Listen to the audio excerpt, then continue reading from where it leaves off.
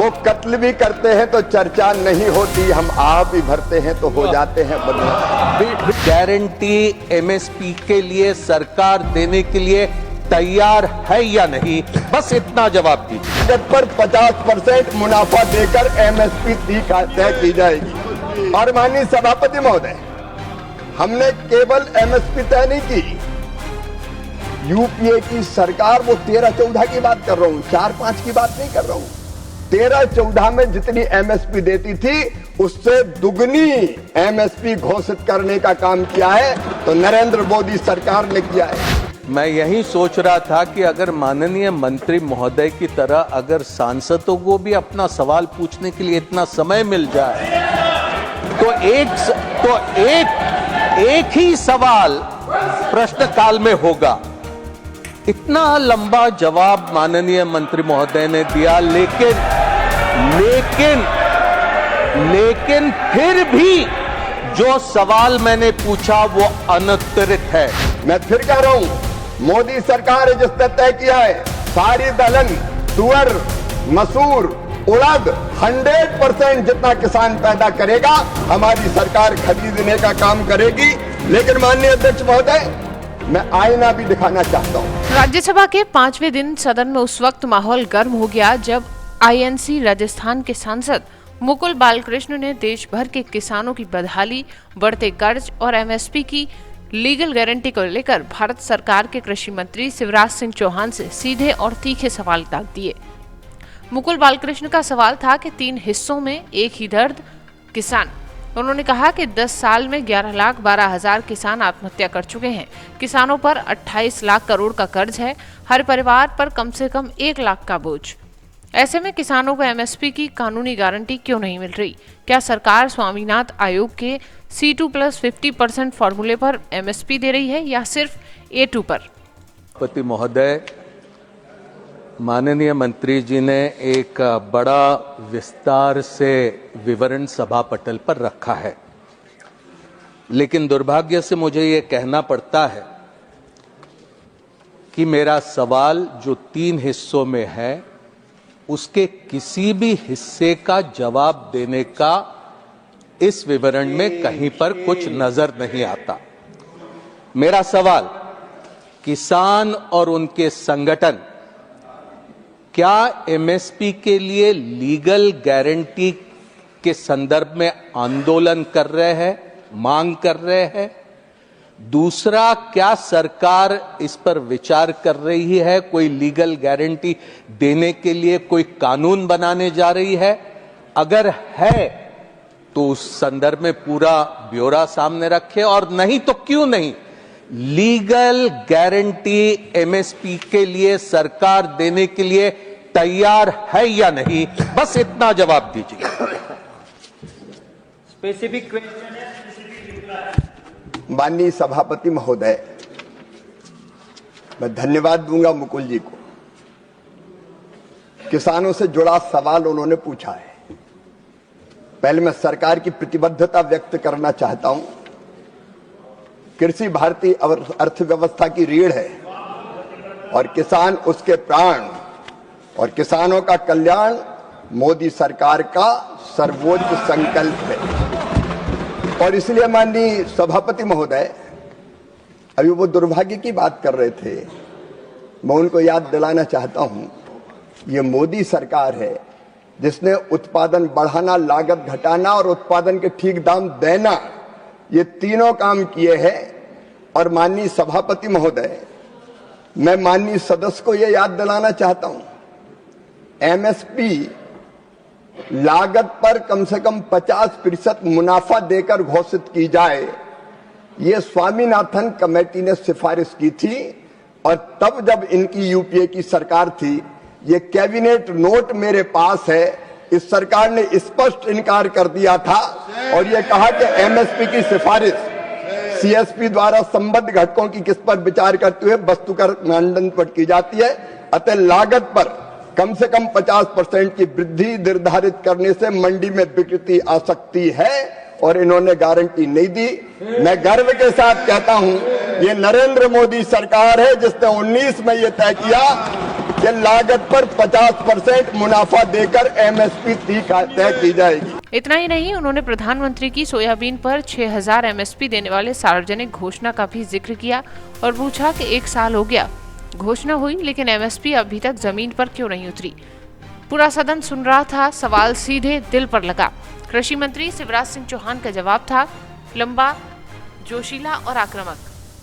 शिवराज सिंह चौहान ने जैसे ही माइक संभाला, उन्होंने पहले ही लाइन में कहा, किसान हमारे लिए सिर्फ वोटर नहीं, भारत की अर्थव्यवस्था की रीढ़ हैं।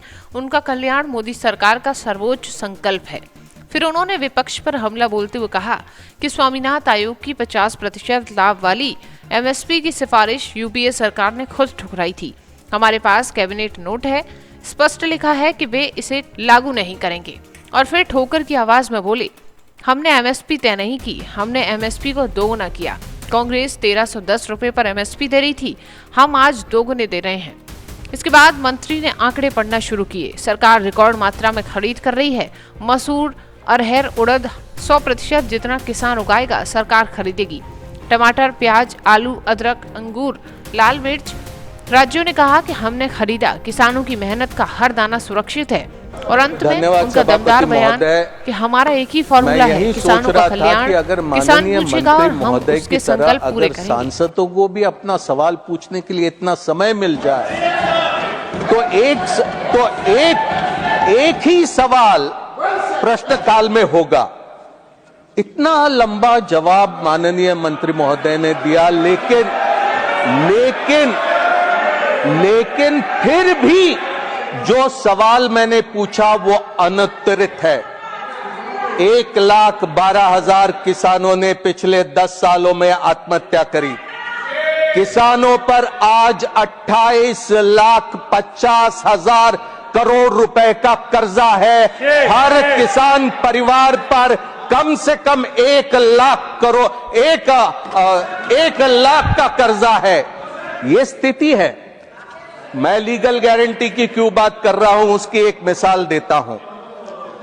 15 नवंबर 2024 को माननीय प्रधानमंत्री महाराष्ट्र के दौरे पर थे और इस दौरे में माननीय प्रधानमंत्री जी ने यह घोषणा करी सार्वजनिक सभा में कि सोयाबीन को प्रति क्विंटल 6,000 रुपए एमएसपी दूंगा।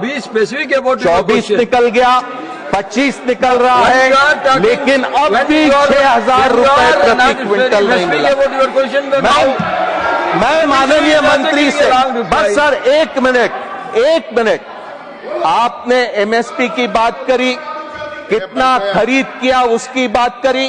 एक जवाब आप दीजिए कि स्वामीनाथन कमीशन ने तय किया हुआ C2 प्लस 50%, इस आधार पर आप खरीद कर रहे हैं या A2 प्लस FL प्लस 50% इस पर खरीद कर रहे हैं? कृपा करके जवाब दीजिए।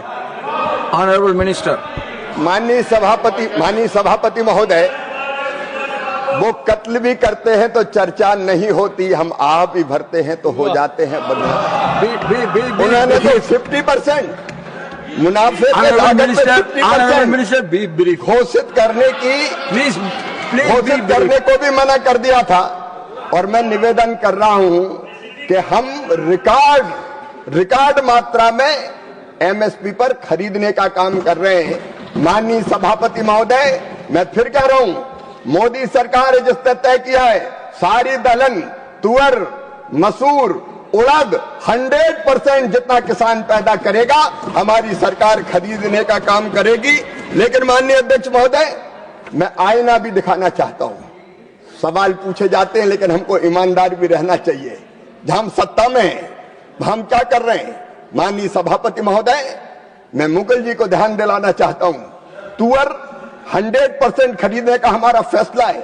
और पिछले साल कर्नाटक की सरकार ने 24-25 में तुअर खरीदने की बात कही तो हमने कर्नाटक की सरकार का 100% खरीदो। उनका 100% नहीं, हमें केवल 25% की स्वीकृति दो।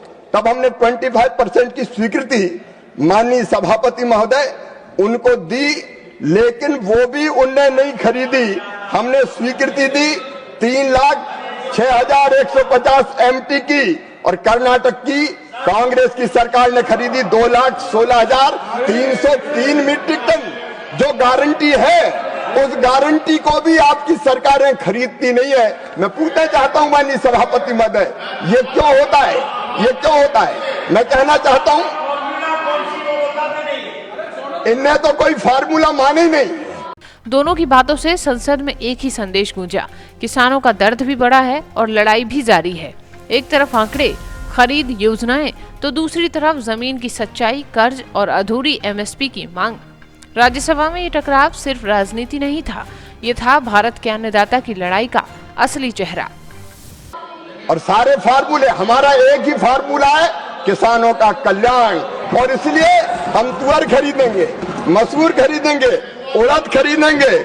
और माननीय सभापति महोदय, मैं आपसे निवेदन करना चाहता हूं, देश के किसान ये जाने, हमने ये भी तय किया है कि अगर फल और सब्जियां ये देश के किसान जाने, इसलिए मैं सदन के माध्यम से निवेदन करना चाहता हूं, कभी यूपीए की सरकार ने नहीं खरीदी, लेकिन एनडीए की सरकार ने, चाहे वो टमाटर हो, प्याज हो, आलू हो, यहां तक कि हिमाचल प्रदेश की सरकार ने कहा सेब खरीदे।